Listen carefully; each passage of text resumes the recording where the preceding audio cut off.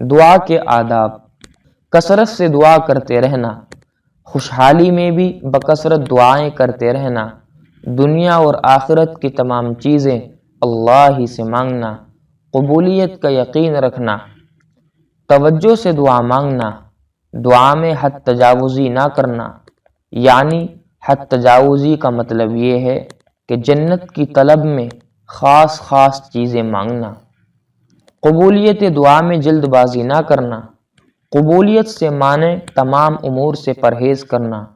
اسباب قبولیت اختیار کرنا، جیسے اپنے مخصوص سے مناسبت رکھنے والے اسماء حسنہ کا وسیلہ اختیار کرنا،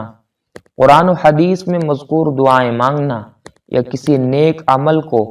پیش کر کے اس کا وسیلہ حاصل کرنا یا کسی نیک آدمی سے دعا کروانا وغیرہ وغیرہ، قبولیت کی گھڑیوں اور جگہوں کی تلاش میں رہنا، ہتھیلیوں کا اندرونی حصہ سامنے رکھ کر دعا مانگنا، اللہ سبحانہ و تعالی کی حمد و ثنا سے ابتدا کرنا، سبحان ربی العلی الاعلی الوہاب سے دعا کی ابتدا کرنا، شروع اور آخر میں درود شریف پڑھنا، اسم اعظم کے ذریعے دعا مانگنا، یا ذوالجلال والاکرام کو بکثرت پڑھنا، عاجزی اور مسکنت کا اظہار کرنا، اولاً اپنے لیے دعا کرنا، اللہ سبحانہ و تعالی سے بکثرت عافیت مانگنا، اللہ سبحانہ و تعالی سے جنت الفردوس مانگنا، منقول و معصور دعائیں مانگنا،